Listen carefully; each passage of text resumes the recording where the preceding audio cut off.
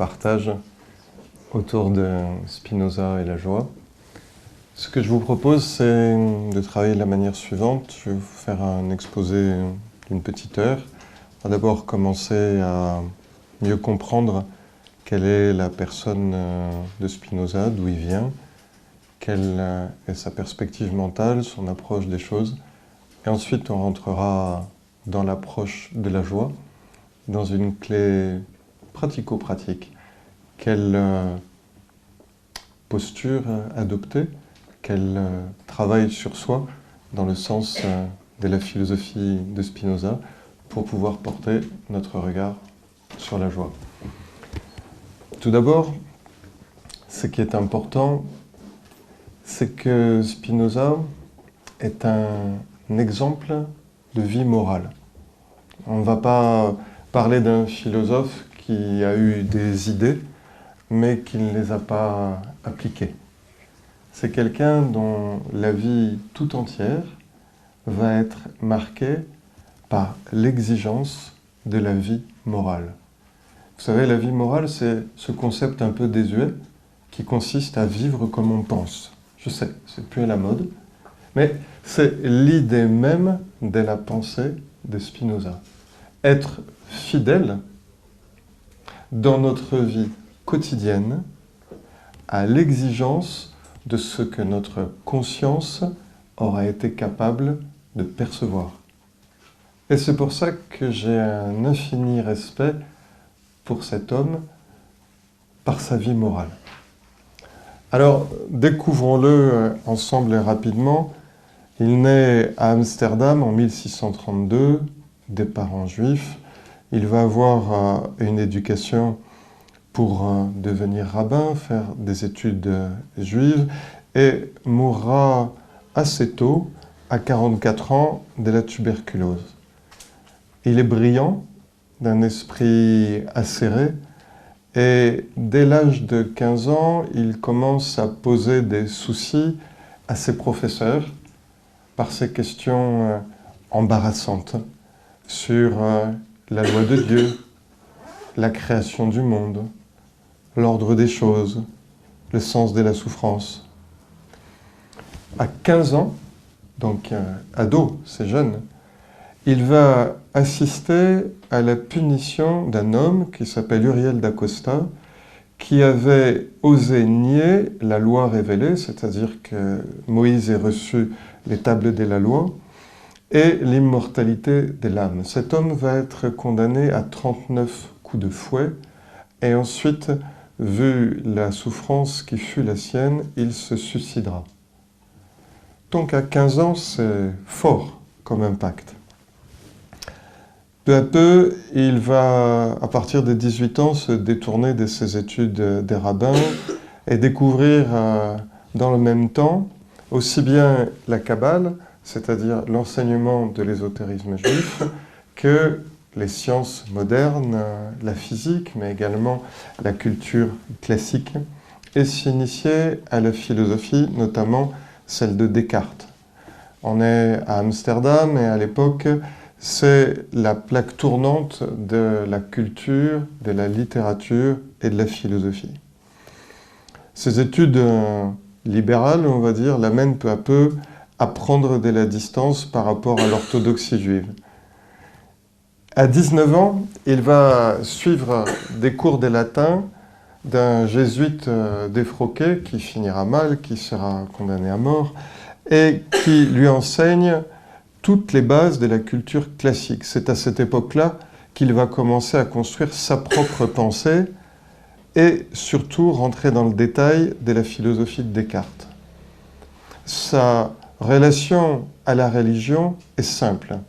Il lutte contre les préjugés et ce qui détruit l'entendement. Alors, on va beaucoup parler du mot « raison » quand je vais vous parler de la philosophie de Descartes. Il faut que vous entendiez par raison ce que nous, aujourd'hui, on entend par entendement, c'est-à-dire par intelligence. Vous vous rappelez l'étymologie du mot intelligence, c'est l'acte de relier les choses entre elles, interligérer. Donc, faire l'exercice de la raison, c'est pas au sens où nous on l'entend aujourd'hui, comment dire, vouloir tout mettre dans une case et être raisonnable au sens d'étroit, mais faire usage de son intelligence pour percevoir et discerner. Et donc, il n'a rien contre la religion, si ce n'est lorsqu'elle se transforme en transmission des préjugés et destruction de l'entendement. Il dira, on juge l'homme à ses fruits. Écoutez bien, parce qu'il est ouvert.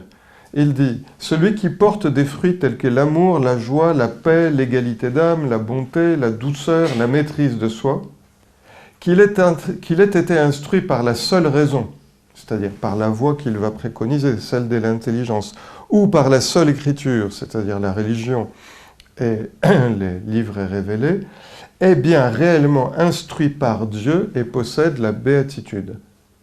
C'est-à-dire, ce qui importe, c'est le comportement, la capacité à manifester dans ses actes une équanimité, une sérénité, une tranquillité et de la bonté. Donc, pour lui, le problème de la croyance religieuse vient simplement d'un culte extérieur et de toutes les formes de crédulité. Donc on comprend qu'à partir de cette époque, il commence à professer que Dieu n'a pas forcément révélé les tables de la loi à Moïse, qu'il n'y a que de Dieu que philosophique, que la loi juive n'est pas d'origine divine, et qu'il est nécessaire d'en chercher une meilleure par la raison, c'est-à-dire par l'intelligence et l'entendement. Et il va même dire cette phrase qui, vous le comprenez, peut être mal interprétée, Dieu, c'est asile de l'ignorance. C'est-à-dire qu'on peut se réfugier derrière le manteau de Dieu pour cacher derrière son ignorance. Il se propose de faire une exégèse rationnelle de la Bible, ce qui est aussi mal perçu, et pour lui, pour synthétiser cet aspect-là, la philosophie cherche la vérité alors que la religion vise l'obéissance et la foi. Vérité, obéissance et foi. Pour lui, elle ne s'exclut pas forcément, mais il va lutter contre la religion là où elle empêche l'intelligence. La conséquence de cette posture, à 24 ans, il est banni par la synagogue, c'est-à-dire l'équivalent de l'excommunication par l'Église. Et je vais vous lire, Frédéric Lenoir, dans son bouquin, a retrouvé le petit passage avec les mots avec lesquels il a été exclu, c'est assez fort. À l'aide du jugement des saints et des anges, nous excluons, chassons, maudissons, exécrons Baruch de Spinoza avec le consentement de toute la sainte communauté en présence de nos livres saints. Qu'il soit maudit le jour, la nuit, pendant son sommeil, pendant qu'il veille, veuille l'Éternel n'ait jamais lui pardonné, allumer contre cet homme toute sa colère, déverser sur lui tous les maux mentionnés dans le livre de la loi. Sachez, vous tous, que vous ne devez avoir avec Spinoza aucune relation écrite ni verbale, qu'il ne soit rendu aucun service, que personne ne l'approche à moins de 4 coudées, que personne ne demeure sous le même toit que lui et ne lise aucun de ses écrits. Bon, ça calme, hein. Il a 24 ans. Il fait comme les stoïciens, il change de ville, il maudit personne, il ne se met pas en colère. Quand je vous dis que cet homme est un exemple de vie morale, et si je me permets de vous lire ce passage, c'est par rapport à la joie. C'est quelqu'un qui va connaître l'exil à l'intérieur de son propre pays, mais de sa famille, il est renié, il ne peut plus approcher ceux qu'il connaît, il ne peut pas être lu, on ne peut pas lui parler, et c'est cet homme-là qui va nous parler de la joie. Donc, c'est intéressant. Bon, tout ça pour avoir dit que Dieu n'avait pas forcément révélé les tables de la loi de la manière où ceci est expliqué par la religion. Il va partir dans une autre ville, à La Haye, et il va, comme l'enseigne la tradition rabbinique, vivre de son travail. Il va refuser à plusieurs reprises des rentes que des chrétiens protestants libéraux veulent lui donner pour qu'il puisse philosopher paisiblement, et il ne veut dépendre de personne et vivre de son travail. Il va vivre, si ce n'est dans la pauvreté, tout au moins dans la plus grande sobriété, en ayant peu de choses. Et il va être connu à son époque, c'est un clin d'œil intéressant du destin, davantage par son travail de polisseur de lentilles, parce qu'il faisait des lentilles pour des lunettes, pour des microscopes, pour des télescopes, et la précision de son geste était telle qu'il était davantage connu en son temps par son travail que par sa pensée. D'autant plus qu'il écrivait en latin, d'autant plus que toutes les œuvres qui nous sont parvenues ensuite ont pour la plupart été publiées sous un autre nom et après sa mort. Donc on est face à la vie de quelqu'un qui va vivre seul, quasiment inconnu, avec un cénacle des relations des hauts niveaux, des gens qui savent reconnaître en lui un penseur puissant et qui se rapprochent de lui pour pouvoir explorer d'autres approches de la religion, de la société, de la politique. Et pour clore sur ce passage, il va même être l'objet d'une tentative d'assassinat, d'un coup de poignard, et il en gardera cette devise de Spinoza, Caote, fais attention, méfie-toi, sois prudent. Donc, par-delà, pas forcément face à la violence, mais face à toutes les passions. C'est quelqu'un qui m'a fait réfléchir sur la prudence, qui s'oppose à l'emportement, qui nous fait perdre conscience. Donc, c'est un philosophe qui, avec Socrate, qui va boire la ciguë, Giordano Bruno, qui va finir sur le bûcher, est prêt à payer de sa vie la fidélité à ses idées, et c'est à noter. Alors, maintenant, rentrons dans le domaine des idées. Spinoza et sa relation à la raison. Peut-être qu'on peut vous proposer de l'eau, boire quelque chose. Je dis ça pour l'ensemble. Et j'ai du miel, si vous voulez. Peut-être qu'on peut vous proposer. Alors, Spinoza ne pense pas qu'il y a besoin de croire en Dieu, au sens de la croyance. Pour lui, ce n'est pas quelque chose qui est de l'ordre de la croyance, mais disons qu'il faut mettre son mental en Dieu. C'est-à-dire son intelligence à comprendre les lois de la nature. Parce que les lois de la nature et Dieu, pour sa pensée, c'est la même chose. Alors, comme ce vocabulaire philosophique n'est pas forcément commun ou courant, qu'appelons-nous les lois de la nature? En philosophie, c'est l'observation de ce qui régit le cosmos. Donc, qu'est-ce qui se manifeste et qui régit le cosmos? Par exemple, il y a des cycles à l'intérieur de la nature.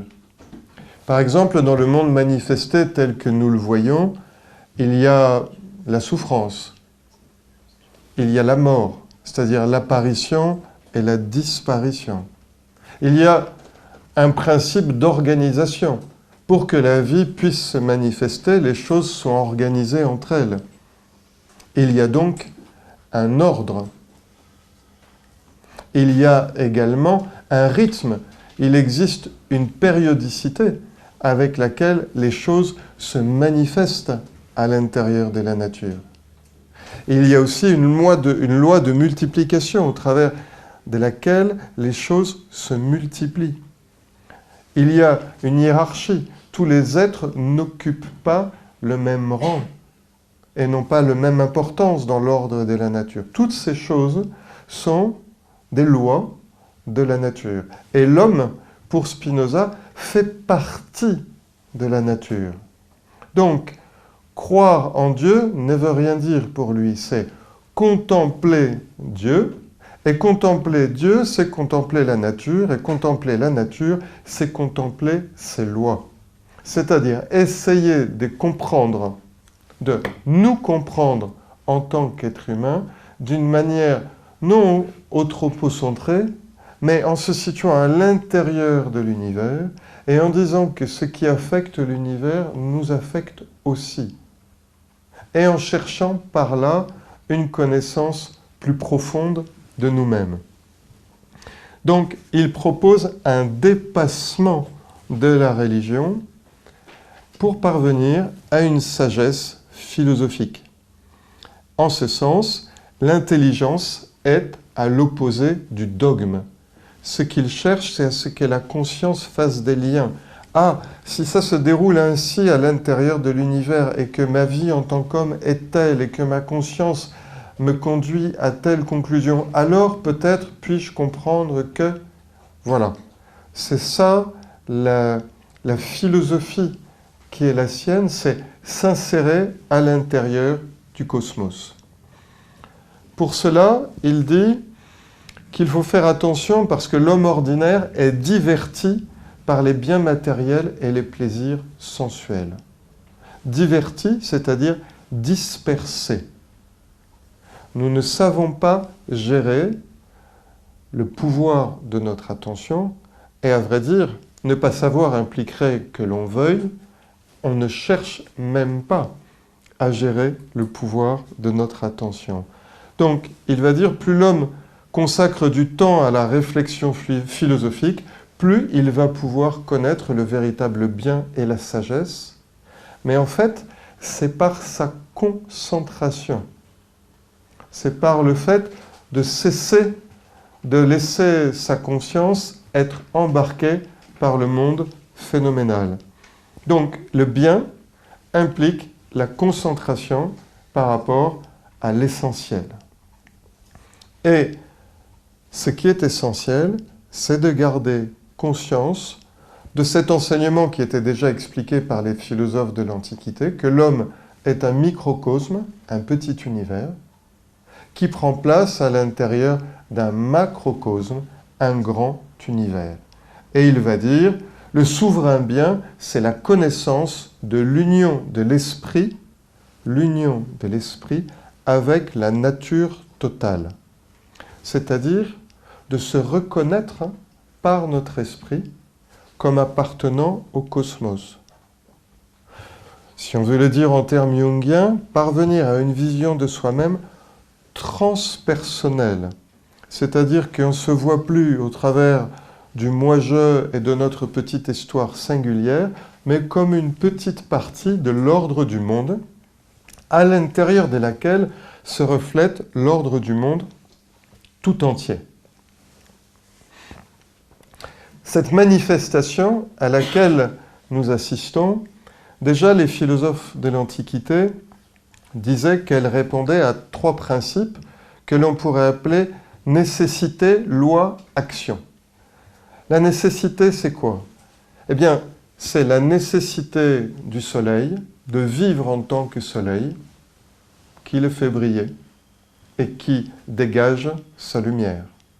Il n'y a pas d'intention du soleil de s'occuper de notre géranium ou de nous faire bronzer. Lui, sa nécessité d'être ce qu'il est.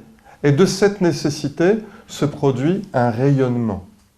C'est ainsi que se produit toute création. Derrière la nécessité vient la loi. C'est-à-dire que tout ce qui s'exprime dans la manifestation est codé, si je puis dire, à son ADN. Rien n'est chaotique dans le sens d'inorganisé. Tout est régi par des lois. Et enfin, lorsque les choses s'inscrivent à l'intérieur de ce canevas mental que sont les lois de l'univers, alors il y a possibilité que les choses existent concrètement. Et là, on a le 3e principe qui est l'action. Donc, nécessité, loi, action. On en reparlera tout à l'heure. Donc, le Dieu de Spinoza n'est pas anthropomorphe, ce n'est pas un vieillard à barbe blanche, il n'a pas créé le monde, il y a simplement un ordre qui est celui de la nature et qui reflète la divinité. Il n'y a donc pas de différence entre la nature et Dieu, et selon ce principe qui existait déjà dans l'Antiquité, les décrets de Dieu sont les lois de la nature, et pas les tables de la loi. Hein? Il y a une grosse différence. On est dans une vision qui est très néoplatonicienne, et proche de ce qu'enseignaient également les pythagoriciens, à savoir que ce déploiement de l'univers se fait selon une croissance mathématique et géométrique. Et c'est un des grands paradoxes, je ne sais pas si vous avez essayé de lire l'éthique de Spinoza, c'est un des grands paradoxes de Spinoza, que cet ouvrage qui, in fine, nous parle de la joie et de comment accéder à la joie à l'intérieur de nous-mêmes, est en lui-même peu joyeux, profondément aride. C'est des axiomes, c'est un développement mathématico-géométrique, puisque c'est là, pour lui, l'action de la raison telle que j'essaye de vous en parler. Et c'est elle qui permet de connaître les lois universelles. Alors, il y a 3 catégories de connaissances pour Spinoza. C'est simple. La première, on perçoit par nos sens et par notre fantaisie, c'est-à-dire l'idée qu'on s'en fait.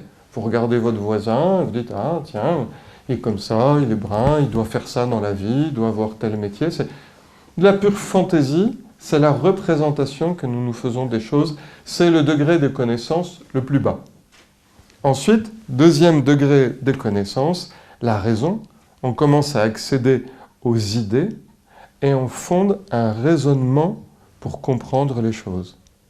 Et la troisième catégorie des connaissances est la science intuitive, c'est-à-dire que l'intégration des lois à l'intérieur de notre mental, un peu comme un physicien qui connaîtrait les lois de la physique ou un mathématicien les lois des mathématiques, découvrirait en regardant un problème instantanément la relation entre les principes du problème.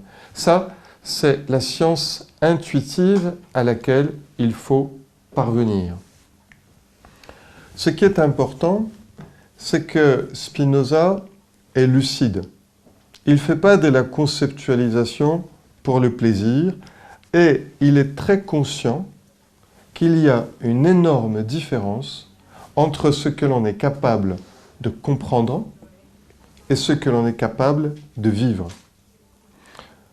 Je peux comprendre quelque chose, mais pour concrétiser, pour passer par les 3 étapes de nécessité, loi, action, il va falloir une nécessité, c'est-à-dire un désir.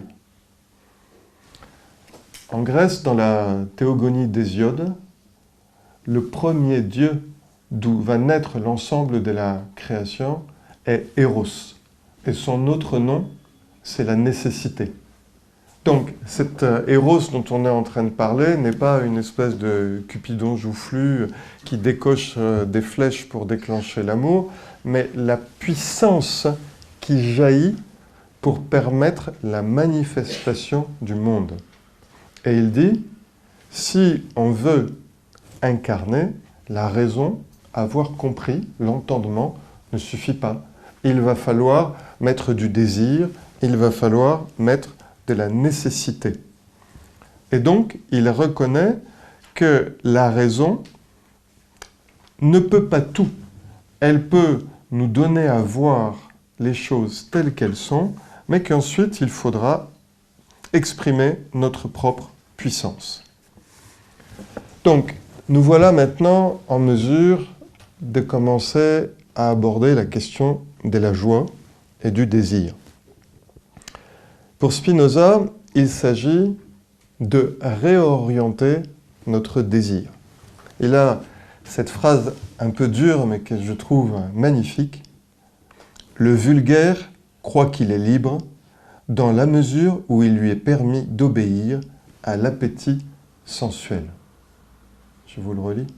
« Le vulgaire croit qu'il est libre dans la mesure où il lui est permis d'obéir à l'appétit sensuel. » Pour lui, ça, c'est pas la liberté. La vraie liberté se conquiert. Mais ce qui est important pour Spinoza, c'est que les passions et les désirs ne sont pas à éliminer. Ce n'est pas quelque chose dont il faut se détacher ou éradiquer la passion, comme chez les stoïciens, mais quelque chose qu'il faut réorienter. Il faut maîtriser les passions par la raison. Et à la base, c'est parce qu'il nous dit que dans cette passion, il y a cette nécessité première qu'il va appeler le conatus. Le conatus, c'est au fond cette nécessité dont je vous parlais, c'est-à-dire la puissance d'être, ce qui nous pousse à exprimer qui nous sommes réellement. En fait, il y a deux dimensions en nous, une que l'on pourrait appeler « j'existe », c'est comment je m'appelle, où je vis, dans quel monde, dans quel espace-temps. Ça, c'est l'existence. Disons, j'existe, je m'appelle un tel. Et de l'autre, il y a l'essence. L'essence, c'est je suis.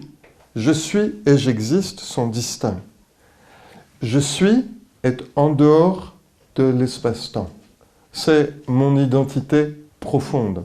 C'est de ce je suis qu'émane cette puissance qui en moi cherche à s'exprimer et qu'il appelle le conatus. Donc, ce qui est important pour lui, c'est de réorienter notre désir. Par exemple, il y a un désir sexuel. Il peut y avoir un besoin d'avoir des enfants pour pouvoir transmettre ce que l'on est, pour pouvoir se sentir prolongé dans sa filiation. Mais on peut aussi réorienter notre désir et transmettre sans que ceci n'ait rien à voir avec l'instinct sexuel ou la sensualité. Nous pouvons réorienter les choses en les exprimant grâce à la raison, entendement, discernement, intelligence, et pas raison au sens rationnel. Nous pouvons réorienter notre puissance de vie. Et donc, c'est là où il faut se reformater par rapport au nom qu'il donne aux choses. Pour lui, le désir est l'effort pour persévérer dans l'être. Je le refais, le désir est l'effort pour persévérer dans l'être. Quand Spinoza parle de désir, ce n'est pas la première impulsion qui passe, c'est ce désir d'être puissant et cette volonté d'exprimer qui je suis réellement. C'est donc un mouvement pour accroître notre puissance d'être. Et qu'est-ce que la vertu dans cette clé-là? Eh bien, la vertu, c'est l'effort pour exprimer et pour conserver son être. Je vous lis un extrait de Spinoza. Le fondement de la vertu est l'effort même pour conserver son être propre.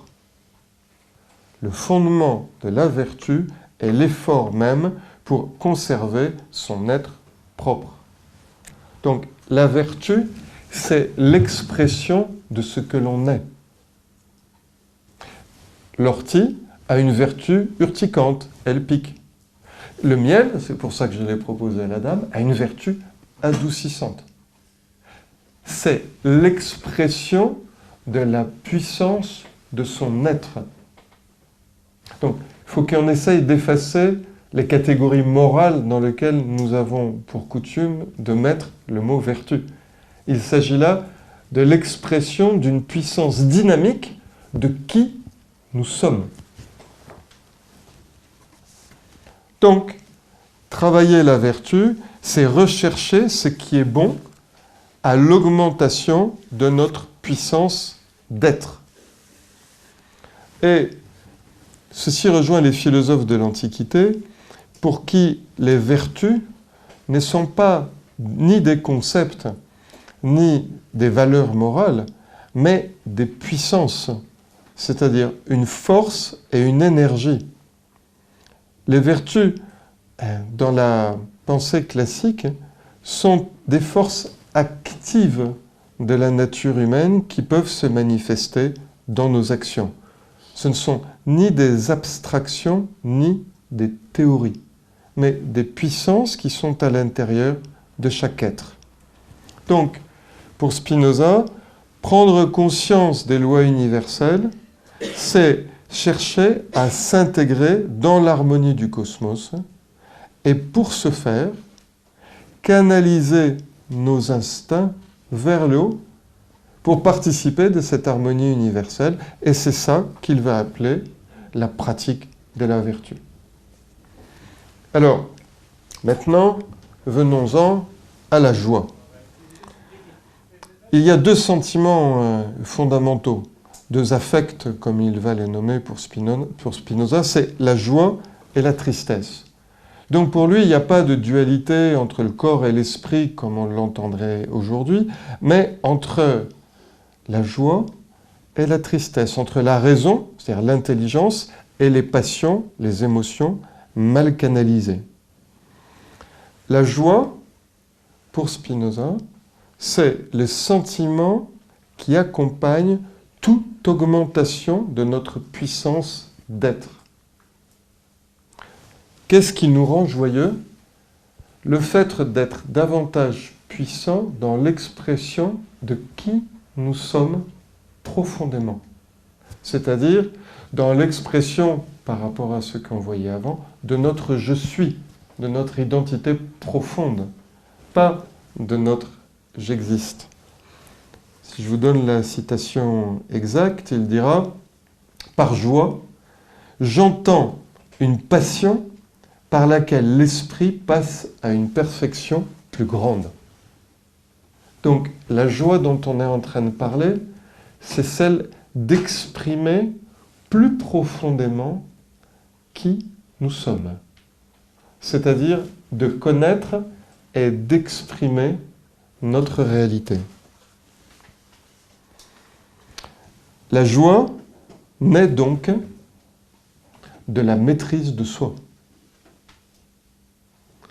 Il faut donc connaître nos passions, apprendre à nous maîtriser pour que cette maîtrise de la violence qui peut nous prendre face aux circonstances, cette capacité à nous obéir à nous-mêmes, puisse nous permettre d'exprimer notre identité.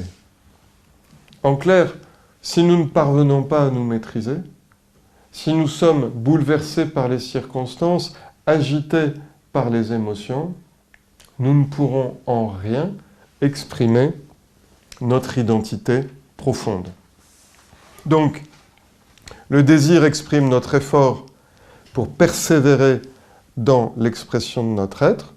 La joie, c'est ce qui augmente cette puissance d'être et donc cette puissance d'agir. Et la tristesse, ce qui diminue, ce qui affecte, ce qui nuit à cette puissance d'agir. Alors, il y a deux sortes de joie pour Spinoza. La première, c'est la joie passive. C'est celle qui nous vient des sensations, des émotions, des objets qui sont extérieurs à nous-mêmes. L'exemple le plus classique est le fait de tomber amoureux. C'est-à-dire, on est en joie par rapport à un objet de connaissance qui est extérieur, et cette même joie, en ce qu'elle est illusoire, peut se transformer en son opposé. À cette joie qui est illusoire parce qu'extérieure et qu'il appelle passive, s'oppose donc une autre joie qui, elle, est active et qui naît de la raison, versus entendement, compréhension, expression de soi profonde, et qui, elle, repose sur le rayonnement de notre identité profonde. Et il va dire, nous sommes agités de bien des façons par les causes extérieures, et pareil au flot de la mer agitée par des vents contraires, nous flottons inconscients de notre sort et de notre destin, d'où le fait qu'on succombe à des joies passives.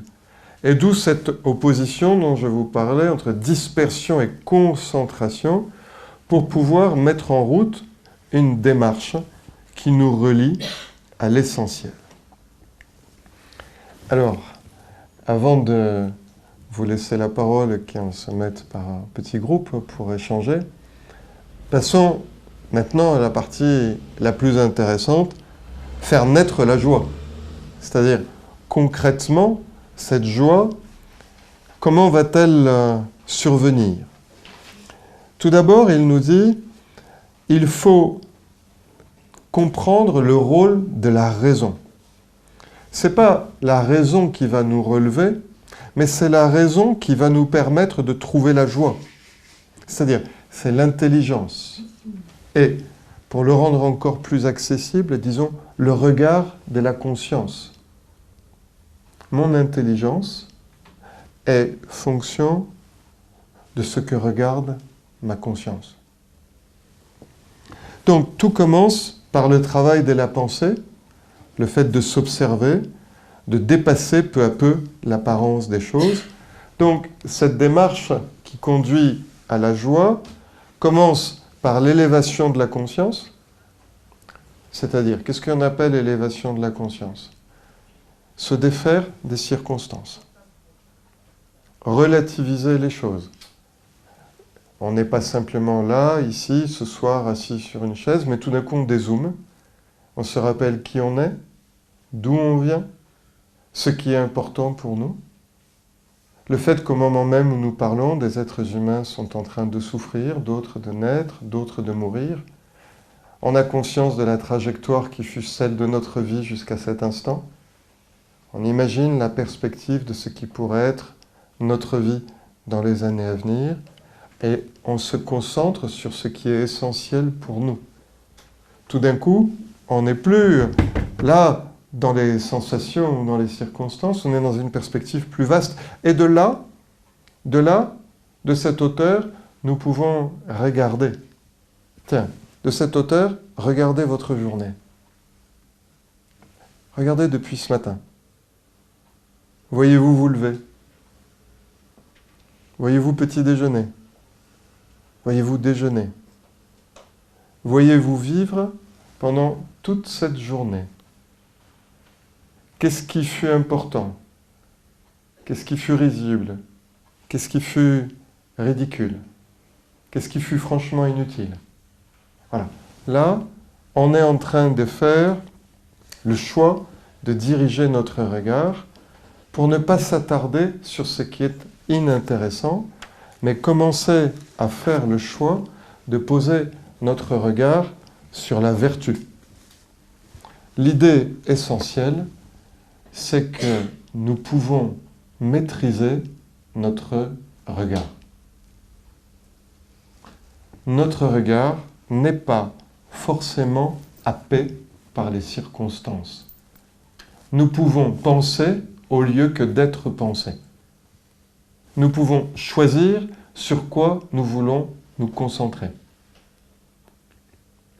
Nous pouvons garder intérieurement, quelles que soient les circonstances que nous vivons, un fond d'écran, si je puis m'exprimer ainsi, en lien avec ce qui est essentiel pour nous et ne pas le perdre de vue des yeux de l'âme. Il y a donc quelque chose d'essentiel qui se joue en lien avec la mémoire de ce qui pour nous est essentiel. Rappelez-vous, le mot joie, ça vient du latin gaudeum, gaudeo, qui est en lien avec ce qui me convient. La joie, c'est ce qui me convient. Je trouve que l'étymologie est extrêmement parlante. Pour être joyeux, il faut que nous faisions le choix de poser notre regard sur ce qui nous convient. Ainsi, la joie va permettre d'éliminer la dramatisation inutile de l'existence. Cultiver la joie au sens où nous en parle Spinoza, c'est comprendre que ce ne sont pas les choses qui procurent la joie, ce n'est pas ce qui va se passer demain qui va nous procurer de la joie, mais notre profonde décision de maîtriser la direction de notre regard. Ce qui nous rend joyeux, c'est la conscience de notre regard. Si je décide de poser mon regard sur ce qui me fait souffrir, je vais succomber à la tristesse. Mais est-ce la souffrance qui m'aura rendu triste? Non. Non, non, non. C'est la non-maîtrise de mon regard. Un sportif peut, dans un effort joyeux et enthousiaste, avoir des signaux de douleur et transcender et dépasser sa souffrance. Il ne va pas mettre sa conscience dans ce qui le fait souffrir. La pratique concrète que nous enseigne Spinoza, c'est de ne pas mettre notre conscience dans ce qui n'est pas. Vous allez me dire, mais la souffrance que je suis en train de ressentir, elle est réelle. Oui, mais elle est psychique, elle est corporelle, elle est de l'ordre de l'existence. Elle n'est pas de l'ordre de l'essence. Elle n'est pas de l'ordre du conatus, de ce besoin spirituel, de ce qui est en moi, de s'exprimer. Ainsi, on peut rester joyeux quelles que soient les circonstances. Il reprend là un enseignement de Plotin, extrêmement simple, extrêmement puissant. L'âme devient ce qu'elle contemple. Donc, je deviens peu à peu ce sur quoi je pose le regard de mon âme. Donc, c'est tout sauf une pratique d'effort au sens de tenir bon, de bander ses muscles pour passer l'épreuve. Non, c'est accepter les choses et les transcender en ne leur donnant pas l'importance essentielle qu'elles n'ont pas. Donc, la joie sera toujours possible à partir du moment où nous n'associons pas la conscience à ce qui nous fait souffrir. La joie n'est donc pas un état superficiel, mais un état profond de l'âme. En clair, nous pouvons trouver la joie, même parfois en pleurant.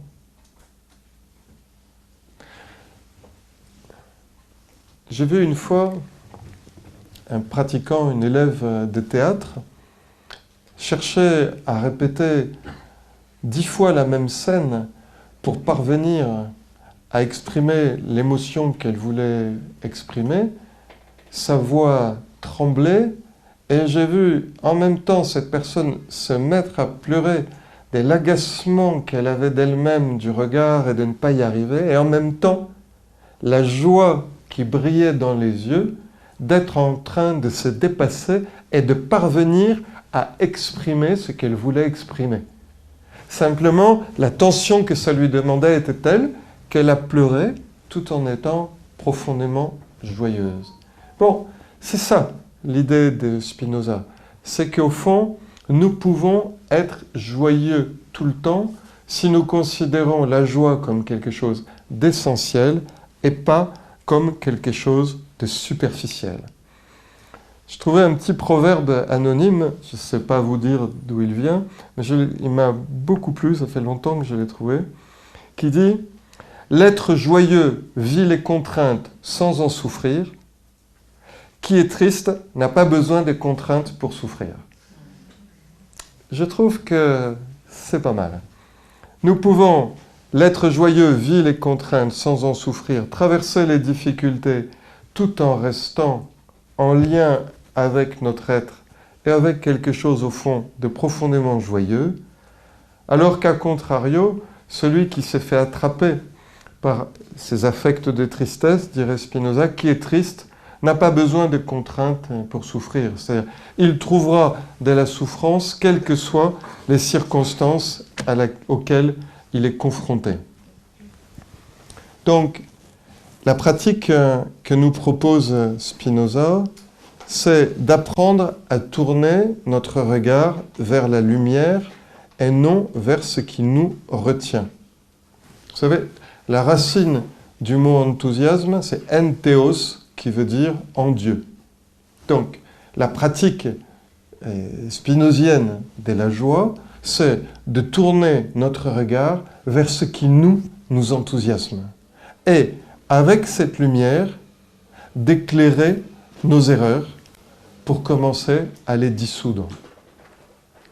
L'idée, c'est qu'il y a peu de problèmes qui puissent résister à la lumière que projette notre propre enthousiasme.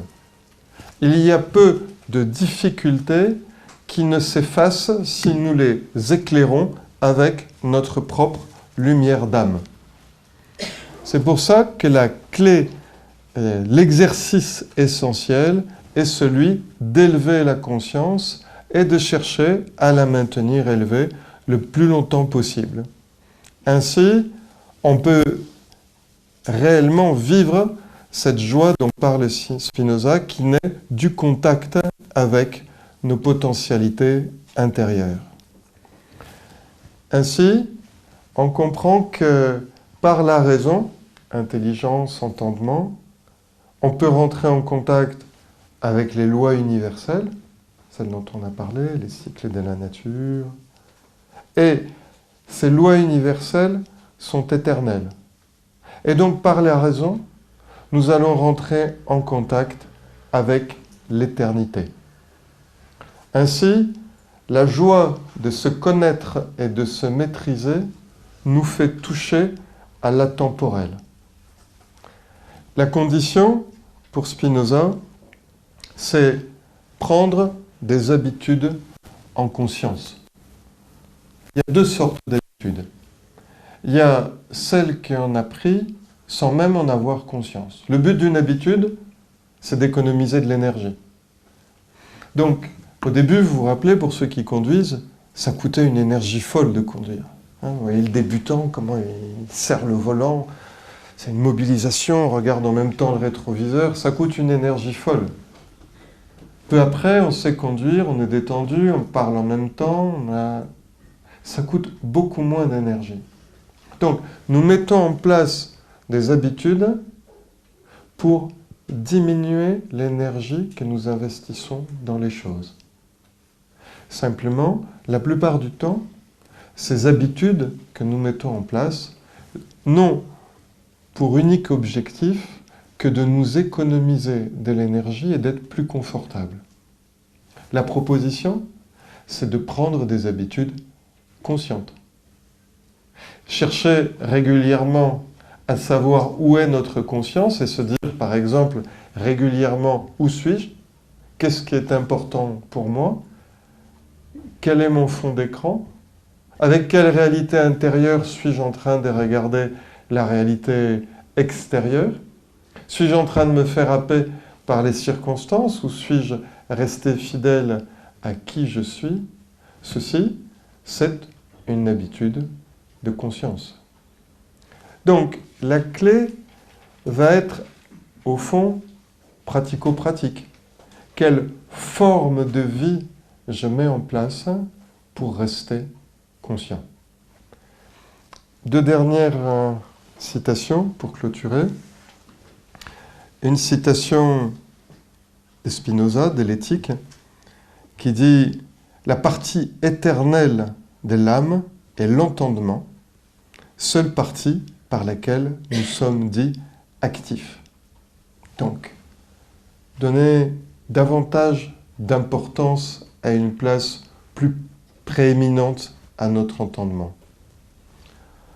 Une autre que je trouve très belle et simple, de Georges-Angèle Livraga, qui est le fondateur de Nouvelle Acropole. « Ton cœur doit chanter comme un oiseau au lever du jour. Sans joie intérieure, les ombres te mangeront de l'intérieur, et sans joie extérieure, tu te feras haïr des autres. » Voilà pour la partie exposée. Alors ce que je vous propose maintenant, c'est pendant une grosse dizaine de minutes, un petit quart d'heure, de vous mettre par groupe de 10 et de chercher ensemble les 2-3 phrases de ce qui pour vous est le plus important, de ce que vous retenez en tant que groupe. Et ensuite, si vous avez des questions, quelles sont-elles pour qu'on puisse échanger ensemble. Donc il est 10. Allez, c'est parti, vous retournez les chaises et vous vous mettez par groupe de 10. Et comme ça, à partir de là, on pourra échanger. Ok, merci beaucoup. Alors, on y va. Alors commençons par la question de l'identité profonde par rapport à votre remarque. Justement, l'identité profonde dont on est en train de parler, là, elle est de l'ordre du « je suis », c'est-à-dire de l'être, et pas de l'existence, pas du « j'existe ». Ça va ? Oui.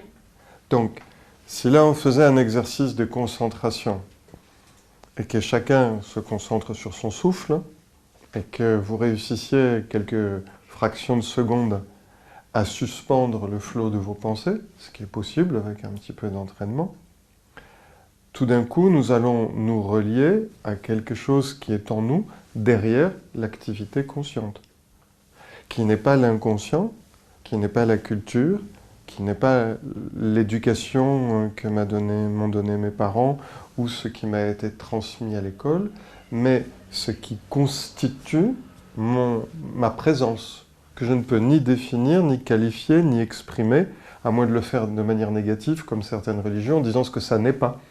Il y a simplement un mystère, une présence qui est à l'intérieur de nous, vers laquelle nous pouvons cheminer.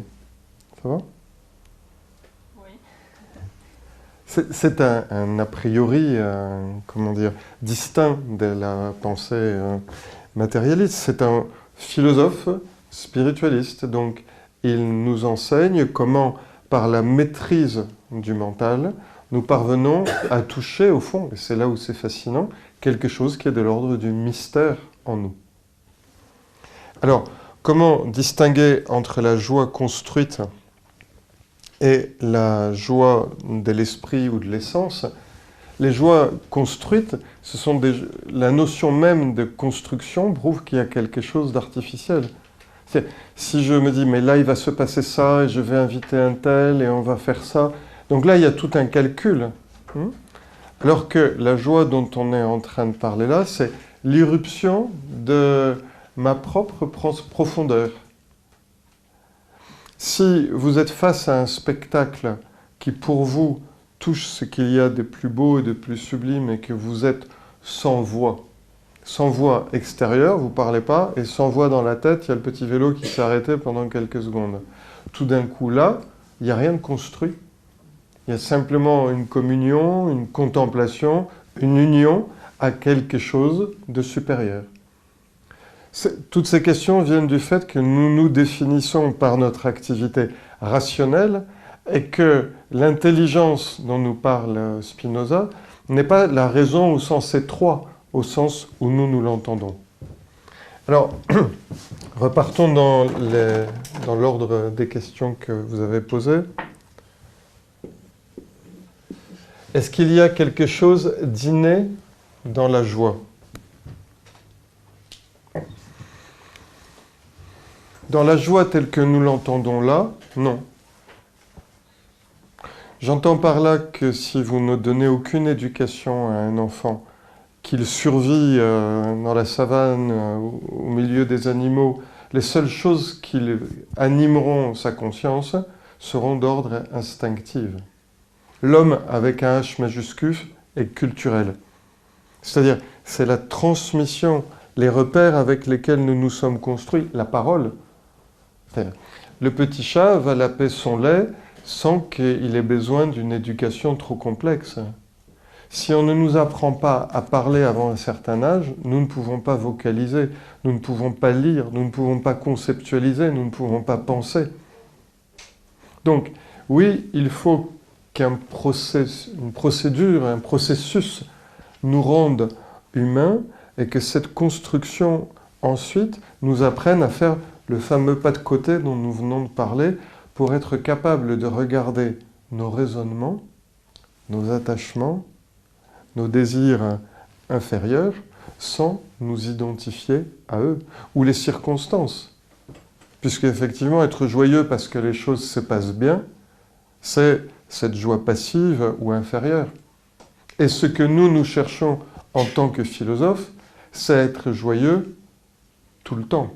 C'est conquérir philosophiquement notre dignité.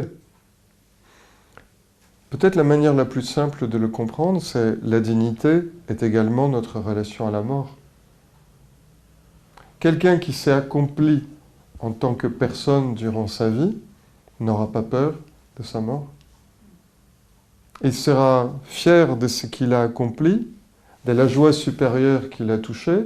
Il ne sera pas inquiet de quitter des joies, les fameuses joies passives des circonstances, parce que déjà, durant sa vie entière, il aura vécu autre chose. Par contre, le goût est amer dans la bouche si on a passé sa vie à courir derrière les joies passives pour que les circonstances répondent à nos attentes, parce qu'il viendra un moment où les circonstances ne répondront pas à nos attentes. La seule certitude que nous ayons, c'est que nous allons mourir philosophiquement. Donc là, il y a une construction philosophique qui nous amène à un accomplissement. Est-ce qu'il y a une progression dans la joie? La joie ne se mesure pas au kilo, mais ce qu'on peut dire, c'est qu'il y a une progression dans notre concentration. Plutôt qu'une progression dans la joie, je dirais une progression dans notre accès à la joie. La joie est la même. Simplement, au début, c'est un éclair fugace qu'on voit de manière comme ça imperceptible et qui s'en va, parce qu'on est tellement agité, dispersé, soumis au bouleversement et aux vagues dont parlait Spinoza. Et peu à peu, avançant, devenant plus stable, plus centré, cet accès peu à peu à la joie s'élargit. Si vous voulez, c'est comme une connexion qui au début est défaillante et qui ensuite devient à plus haut débit.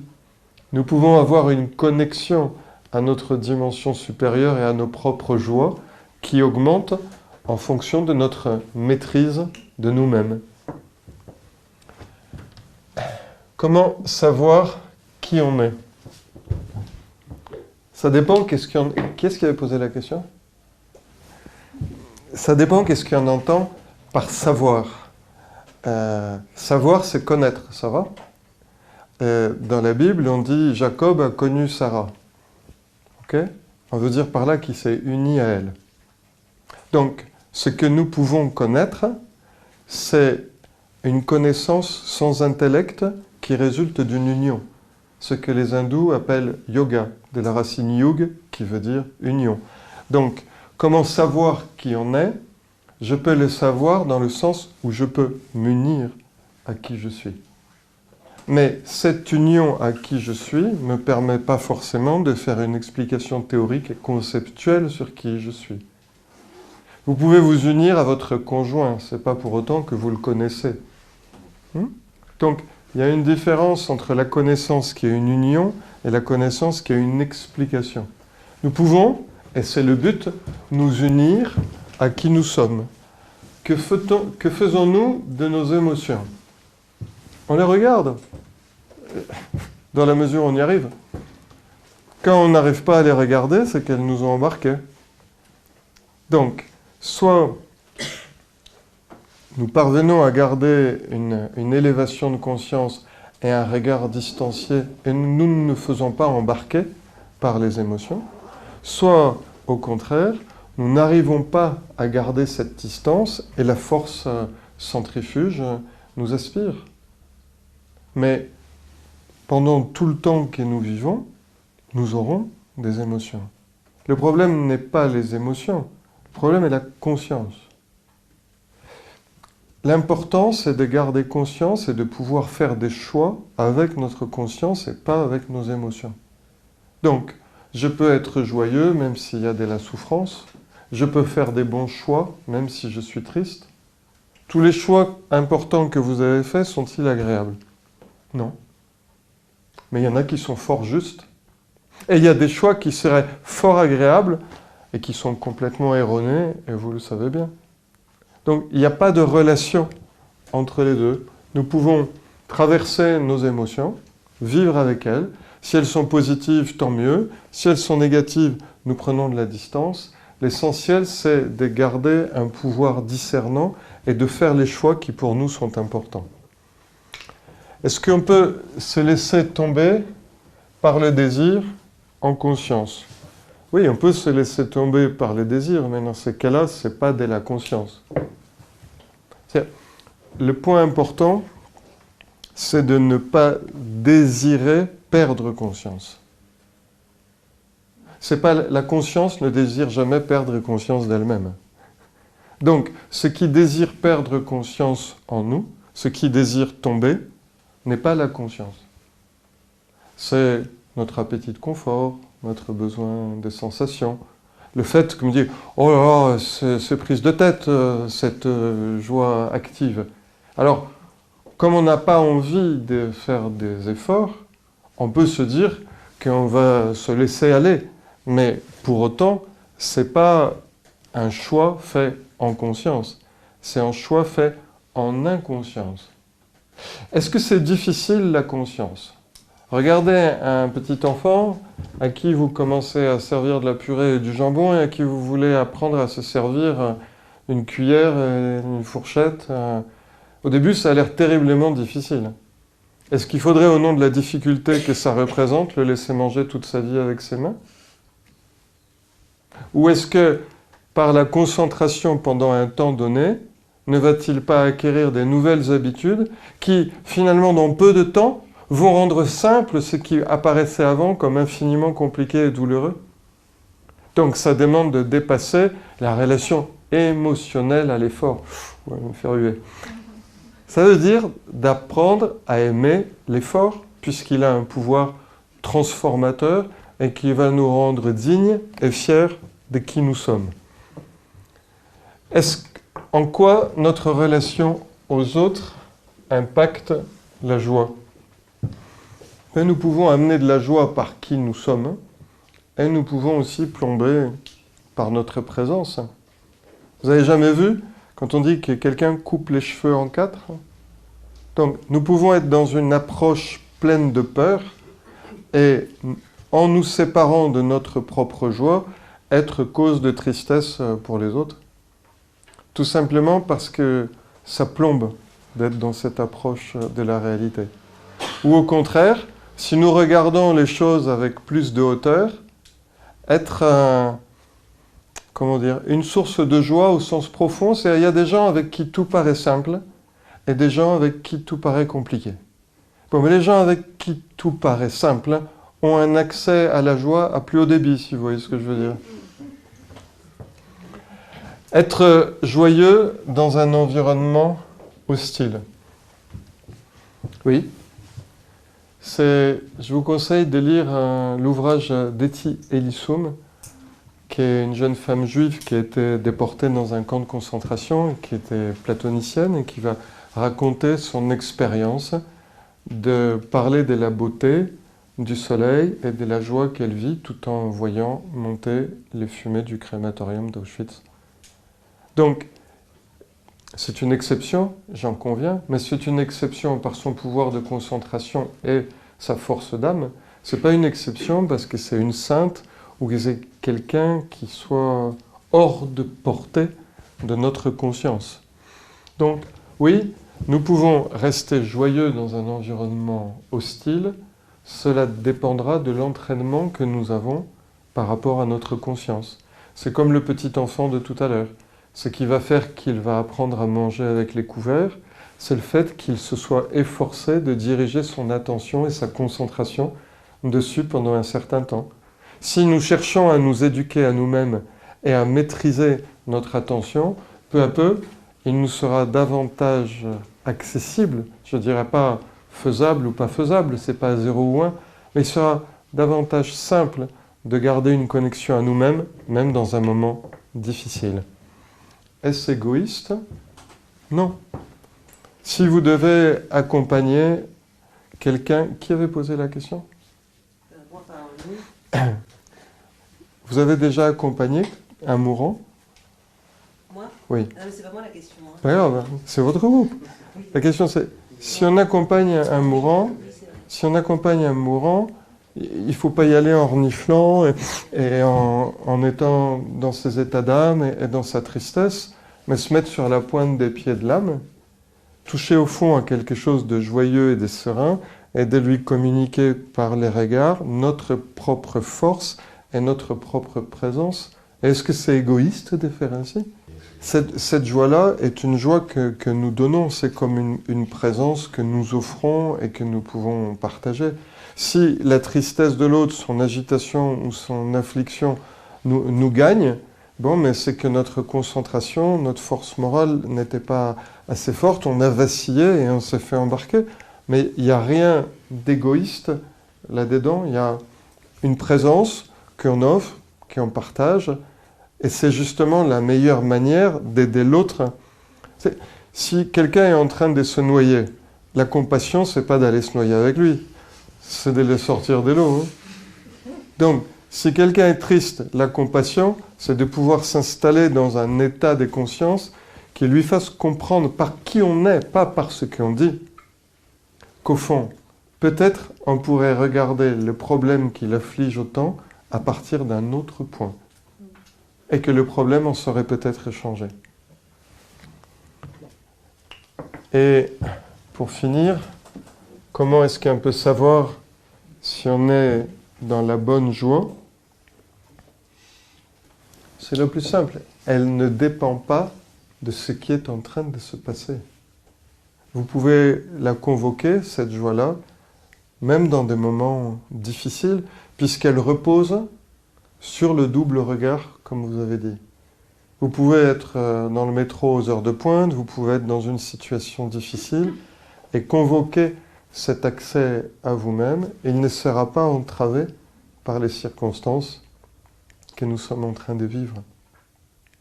Si nous sommes entravés par les circonstances que nous sommes en train de vivre, si on commence à poser un cahier des charges pour avoir la bonne joie, alors attendez, pour avoir la bonne joie, moi, il me faut d'abord 20 minutes sans personne. Sortez tous parce que là, ça commence à m'indisposer. Que je puisse écouter telle musique, m'asseoir dans telle position, sur tel type de siège. Bon, ben là, on n'est pas dans la joie, là, on est dans le cahier des charges de l'ego. La joie est une présence et une conscience de notre propre présence. Donc, elle ne dépend pas des circonstances. Et au début, bien sûr, nous allons nous aider des circonstances favorables pour nous rencontrer à nous-mêmes, pour nous faire la courte échelle à nous-mêmes. Mais peu à peu, il faut que nous nous affranchissions du cahier des charges. Qu'au début, dans notre approche de nous-mêmes, nous ayons besoin de nous donner un protocole très précis pour nous apprivoiser nous-mêmes, très bien. Mais peu à peu, c'est comme marcher avec des béquilles ou comme le petit enfant marcher en se tenant sur les chaises ou sur les meubles. C'est une étape pour ensuite marcher sur les jambes. Et de la même manière, les circonstances ou les appuis qui peuvent nous aider à trouver cette joie et cette stabilité intérieure doivent pouvoir peu à peu se laisser pour qu'on puisse marcher sur les jambes de l'âme, même lorsque les choses sont difficiles. Bon, merci de votre concentration. Si vous voulez, vous me le posez après, on boit un verre ensemble. Et si vous voulez, on se retrouve de l'autre côté. On va ouvrir un peu parce qu'il fait un peu chaud et comme ça on pourra échanger ensemble. Merci à vous.